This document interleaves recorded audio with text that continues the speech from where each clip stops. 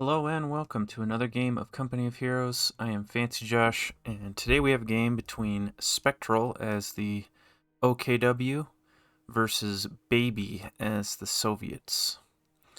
So I've seen Spectral play before. I believe he's from Switzerland. I'm gonna regret that. I'm gonna regret saying that. Anyway, he is 7th on the ladder as the OKW. Extremely top tier player, so I expect to see some crazy strategies out of him. Baby, on the other hand, I was actually not able to find who this player is on the ladder. Turns out there's a lot of people with the name Baby.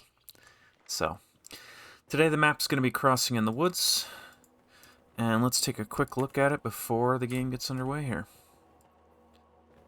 So, Crossing in the Woods. These points along the road here connect you out to your resources on the opposite side of the road.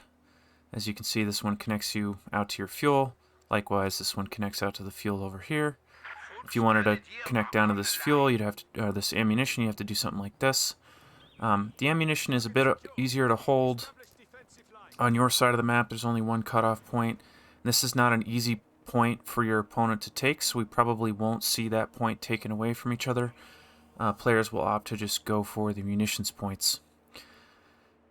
The fuel, on the other hand, is a different matter. We're going to see cutoffs on these road points fairly often.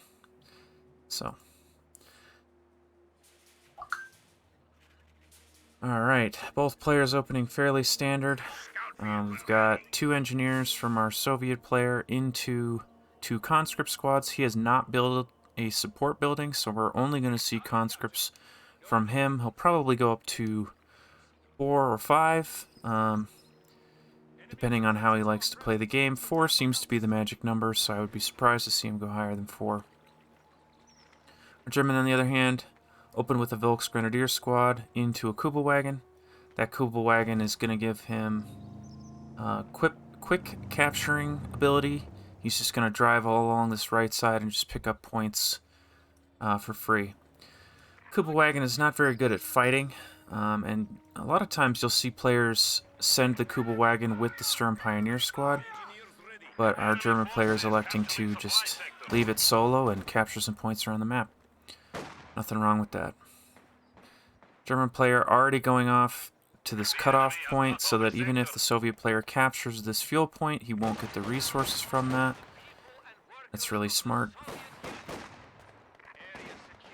I think our German is going to come out ahead in this early game, just because of his denying of territory and using his Kubelwagen to capture the right side of the map while he fights on the left side.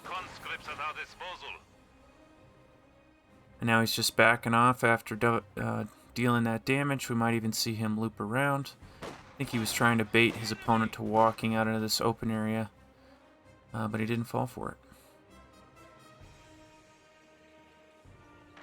And despite the nice play by the German player, the Soviet player has managed to capture both major fuel points, at least for the time being. But I think the German has correctly identified that the Soviet player is split up across the map, and if he can bring some overwhelming firepower on this side of the map, he might be able to get something done. Closing the gap with these Sturm Pioneers. These things are effective at close range. They carry submachine guns, and you can see them dealing some significant damage up close there, but they're going to have to get out of there. And unfortunately for the German, he doesn't have a great retreat path out of here, so he may have to leave the fight earlier than he'd want to. As you can see there, he's nervous about a bad retreat path, so just wants to get back to base and heal up. Again, okay, remember how I said we weren't going to see players capture this difficult to capture point because it's too close to your opponent's base? Yeah, he captured it. And he's denying fuel. He's denying all of the resources on this right side of the map from his opponent, so really well done. Despite the fact that he doesn't have much resources himself, his opponent has even less. Kubelwagen coming in to support this Volksgrenadier squad. It's going to be a winning fight for the German player. And then we'll probably see him pushing on the right side. So both players have chosen their commander. Soviet has gone for the guard mortar coordination tactics. That's a long name. Gives them access to these T-34-85s, which are just a better version of the T-34. They got more armor, bigger gun, more health.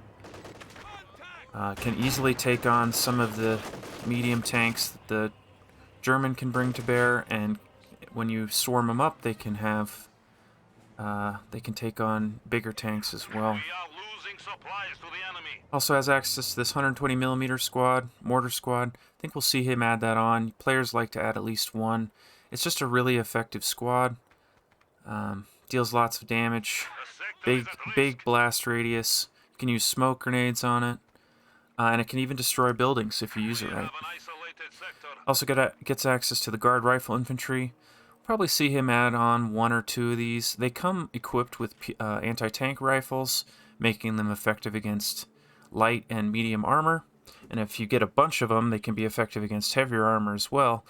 But they can also upgrade with light machine guns, which make them effective against infantry, so they can fill a variety of roles. Vehicle crews, they can also repair their vehicles. That can be a great way to keep your squads in the action longer. If you find, if your vehicle takes damage, you back off.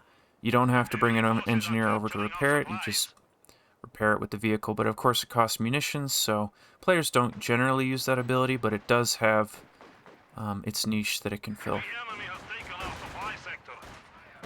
Big fight breaking out on the right side here. The last ability from the Soviets' commander is the mark vehicle. That lets him, he can mark a vehicle, an airplane rolls in and scouts out the vehicle, providing vision, even if the vehicle backs way up.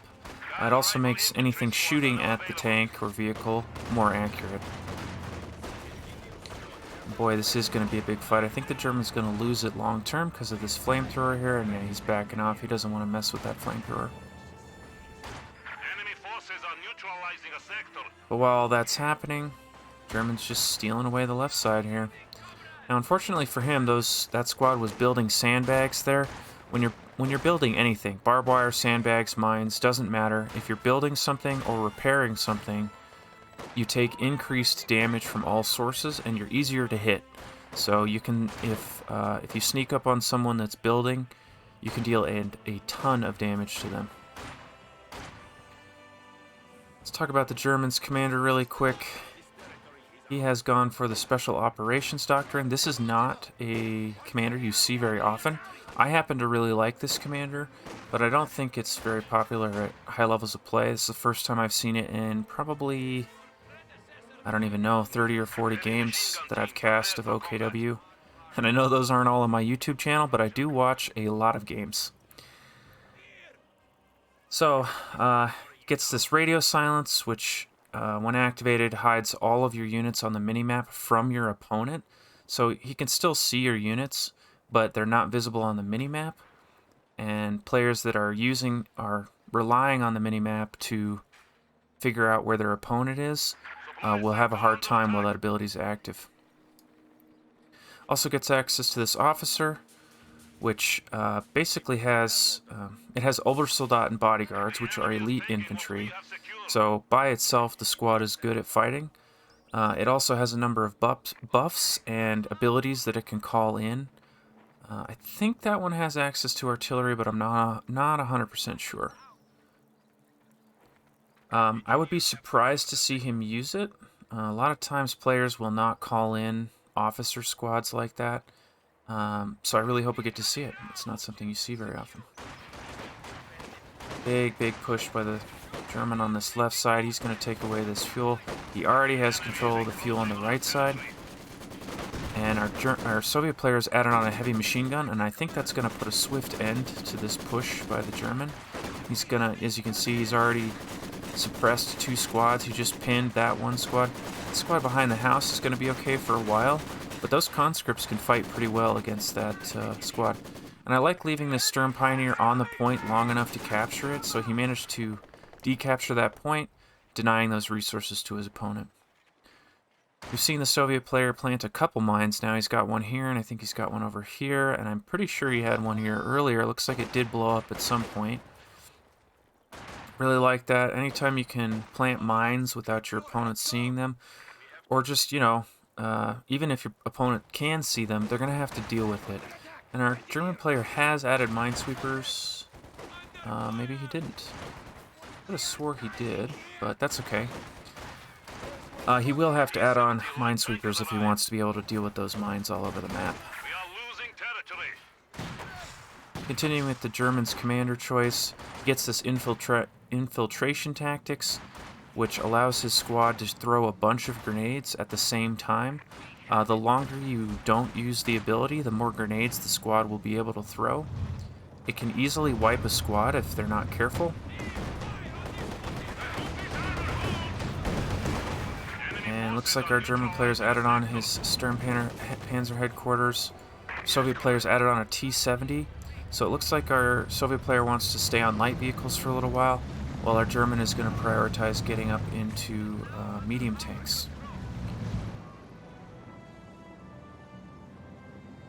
Obersoldaten squads, part of this commander, can be upgraded with these infrared scopes, which makes them good at medium range, and I think it also has a bonus against units in cover. Yes, it does. It's not something you see very often. Again, this commander is not very popular, so hopefully we get to see him use those as well. And I think the T-70 just accidentally killed that mine, which he probably didn't mean to do, but that's okay. Just fighting that squad in the house. Our German player has added on an AT gun here to deal with this T-70. That T-70 is really mobile, and this map is really wide, so that AT gun it's going to have a hard time chasing down the T-70. That said, it's always a good idea to add on AT guns if you know your opponent has any sort of armor or any sort of vehicles at all, because it's a deterrent. At the very least, it's a deterrent. Might get a hit here. Miss, that's okay.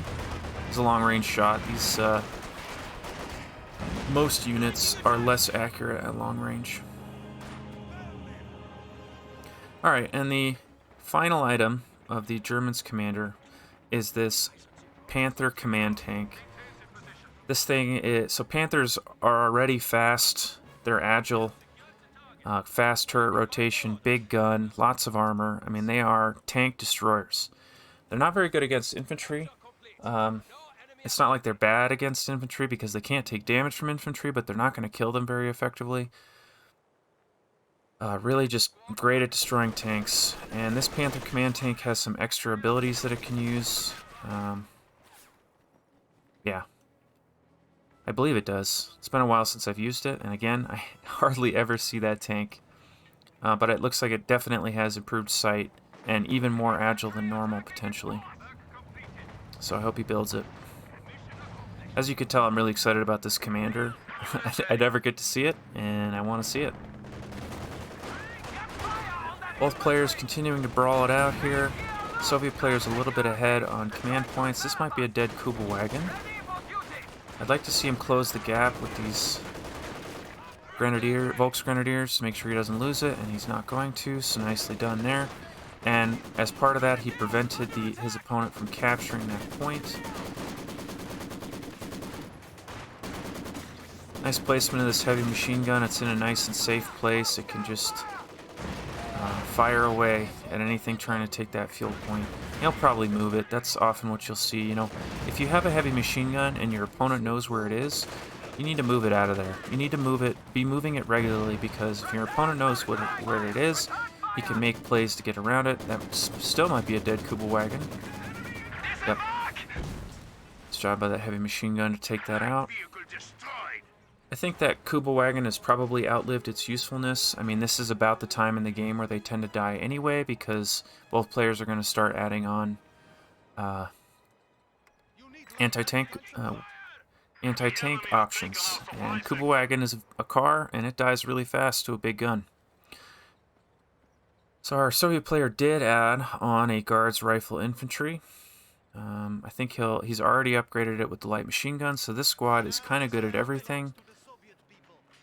Those models have a lot of health, they're accurate, but our German is responding by adding on Obersoldaten, which are elite infantry, and he's upgrading them with the thermal scopes, so we get to see that.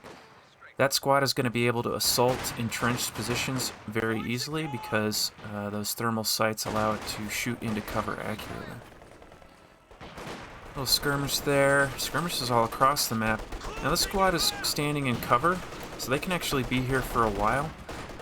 Normally a heavy machine gun would suppress your unit, but when you're in heavy cover, they have significantly increased resistance to suppression, and this squad might actually win this fight.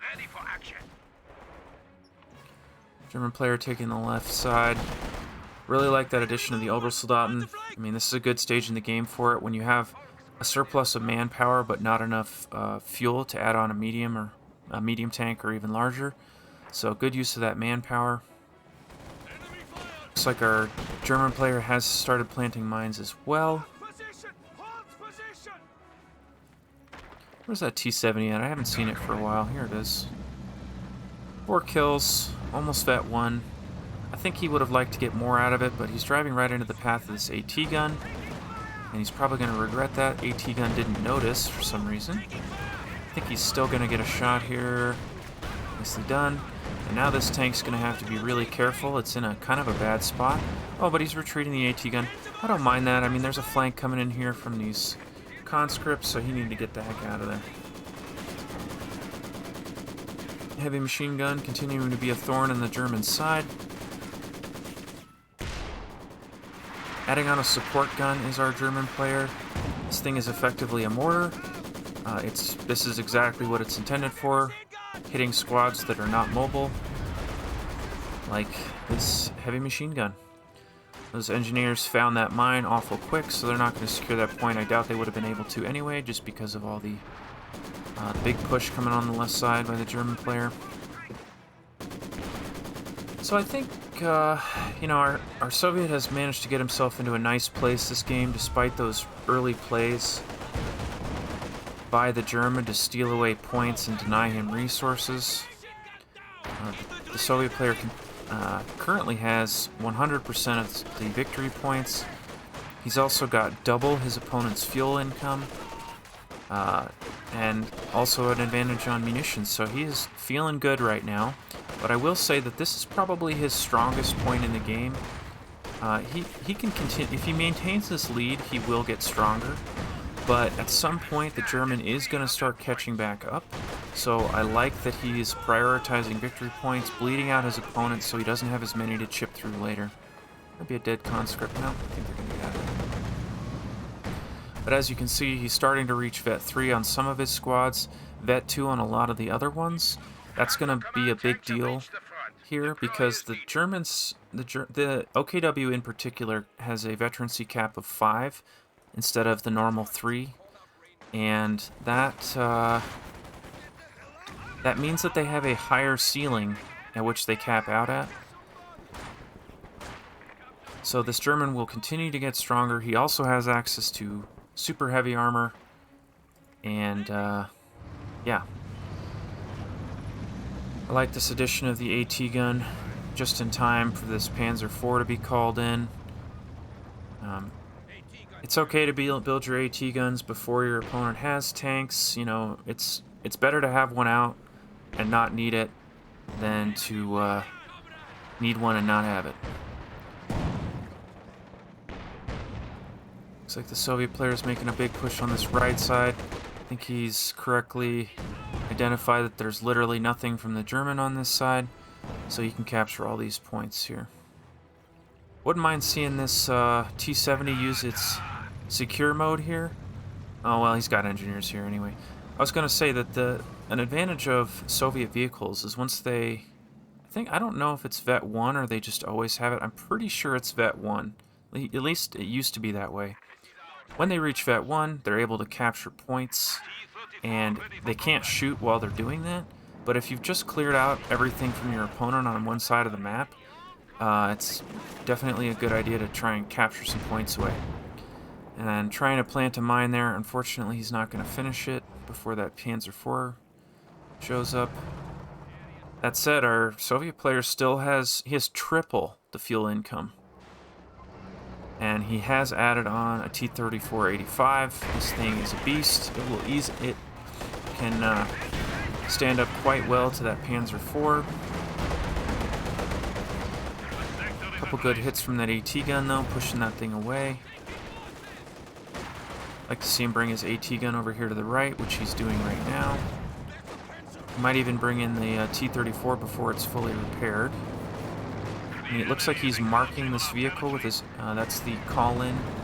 That's this mark vehicle ability I was talking about earlier. So this tank is permanently in vision, and all units fire more accurately at it, so he's backing up because he doesn't want to deal with that.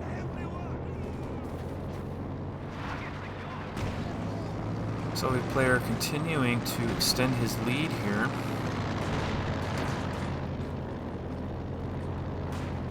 Which is really, really impressive to me. I mean, Spectral, the German player, is, like I said, he's 7th in the world as OKW. He has an absolute ton of games played. He is a veteran of this game. So, the fact that Baby's coming out even remotely ahead here in this mid-game is impressive to me.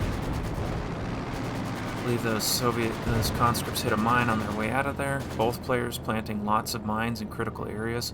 We might even see players start to plant mines deep in their own territory, so the German might plant him back here in case he gets rushed by the Soviet player's tanks, which is definitely a common strategy.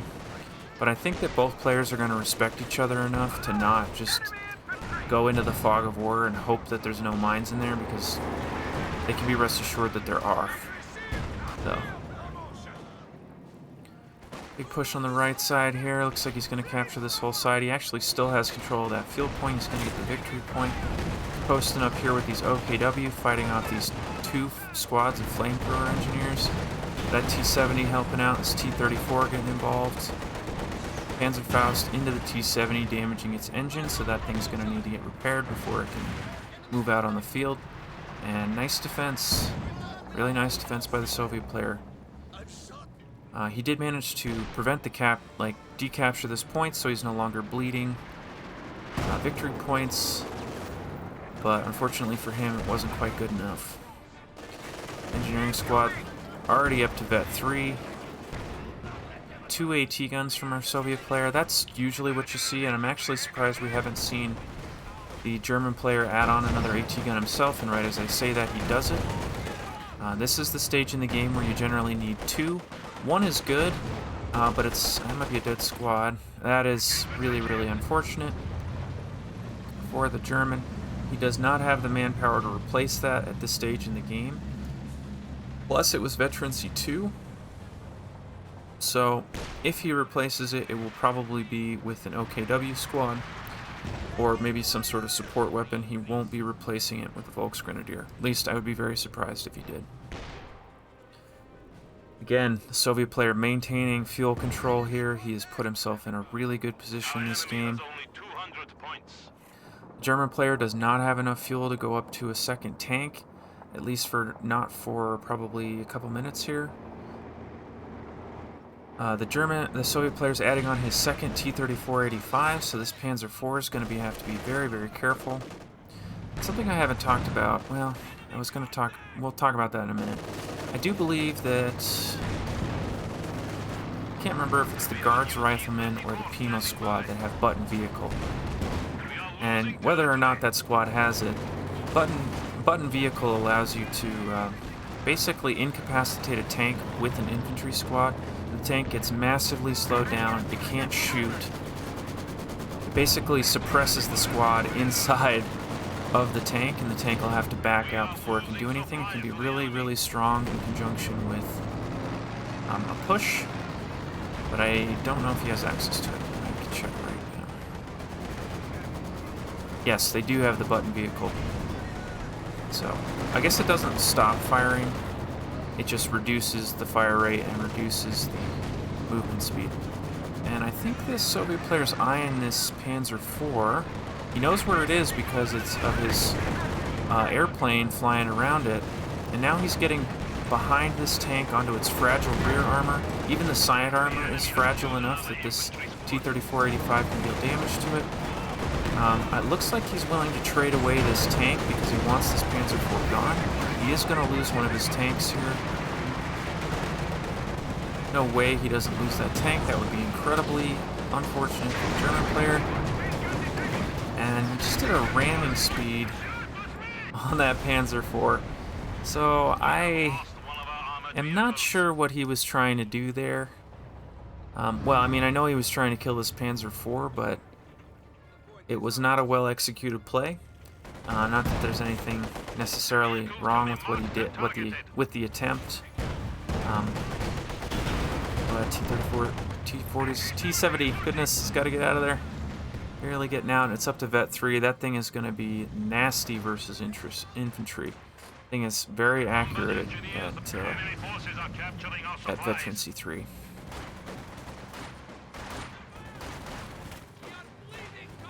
And yeah, I mean, that push, there's a lot to break down there. I mean, he went in with 2 tanks. He tried to get on that rear armor. He wasn't able to get the rear armor because the German player backed up, as he should. But then he escaped with the T-34 that had its main gun destroyed. And then with the healthy T-34, he rammed the Panzer IV. And by that time, the German had repositioned all of his units to deal with the tank push, and it just was downhill from there. That ramming ability can be really strong. It's more of like a last-ditch effort sort of ability, because when you use it, it actually stuns your vehicle, and while it does damage both vehicles, it is often worse for the T-34 that does the ram.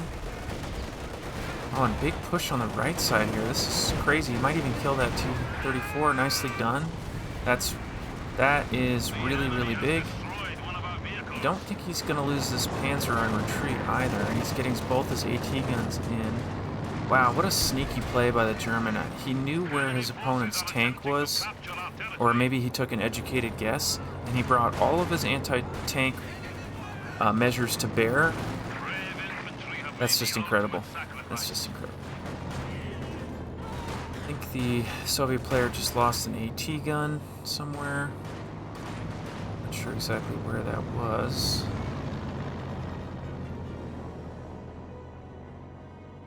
That's alright. So wow. I mean, these players have made this a game, right? This German player is adding on his second Panzer IV. He's got a Vet 2 Panzer IV. Soviet player is replacing his T-34-85. He does have a ton of fuel per minute. He's at 42 right now. So I don't mind that he, in essence, threw away that first tank and then ended up losing the second tank, because his fuel income can support those losses. It might take him a few minutes, but he's going to recover. We'll see how much the German can get done while he's ahead on armor here. Soviet player continuing to be viciously dedicated to holding these command points, and he's covering this one with a tank. On the right side, he had a conscript literally just standing on the point. Nice little move in here by these conscripts, forcing these AT guns away. Now his tank can come back in. Good shot on those Volksgrenadiers. They gotta get out of there. And things are looking pretty bad for our German player. I mean, he's not out of it, and he is coming into his strongest point in the game right now. But the Soviet has done just such a great job holding him down that it's not looking great. Big shots by those AT guns, but this Panzer IV is going to close the gap here. T-34-85 coming in to deal with it. Unfortunate side armor bounce there for the T-34. He's got his T-70 getting involved with the rear armor shots. It can't penetrate on that rear armor there. His AT gun continuing not to be involved here because of the way it has to face its target. Another bounce. There we go. He killed one Panzer IV. This AT gun is refacing. It's going to get a shot in. This vehicle's marked, so everything's more accurate against it. The Guards riflemen coming in here with their armor-piercing rounds. Going to be able to damage that thing. Honestly, I'd bring that T-34-85 in to finish this off if he gets a shot here. Miss. He's still okay. I think he should still chase. I guess that vehicle's blitzing out of there. Which basically... Oh, and the AT guns are there too, so... This is why he's number 7 and I'm not. He recognizes when AT guns are in... And oh my goodness, nice play by the T-70 to roll in there and get that kill. And I think with that... Oh, but you know, while all that was happening... Our Soviet player lost one of his conscripts, one of his engineers. He lost both AT guns. Obersoldat moving in here, and actually the Soviet player does not have control of enough points to drain his opponent's victory point total there. He's going to move in here with these guards' rifles to try and deal with this Obersoldat, but there's an MG covering it down. So we got some game left. Oh! Oh my goodness, so he did try to use the capture ability with this T-70. But the Volksgrenadiers showed up just in time to stop that from happening. This tank actually I'm surprised he hasn't disabled the ability and killed this squad with the tank. But he's got these conscripts here, so he's going to be okay. And Spectral has left the game. Wow. Wow, what a game. What a big tank push here. I think that was definitely a mistake to push into these AT guns. He definitely needed to make something happen, and that was his attempt to do that. So I don't fault him for trying, but he picked an unfortunate spot. Both AT guns were positioned on the right side of the map. The German committed to the right side of the map. The T-34-85 came over, and actually that's probably why he committed to the right side, because the Soviet tank was on the left side, so he's thinking, well, I can get a big push in here, capture this point, maybe destroy some AT guns. But he just didn't do it fast enough, and he's done a great job keeping his squads alive. I mean, Vet 5, Vet 4, even the Obersoldat in his Vet 3, that's incredible. I mean, he clearly has lost a lot, but so has the Soviets, so it is a very close game. And if the German player had made it to this point in the game with 100 more victory points, he probably would have been in a position to win the game because, yeah, I mean, as his squads vet up, and even his tank was Vet 3, one of the ones that died was Veteran C3. So he was getting up there. He was going to be a force to be reckoned with. He just couldn't quite make it. So well played by both players. Congratulations to Baby, beating one of the best players in the world. I hope you guys enjoyed this game as much as I did, and I will see you in the next video.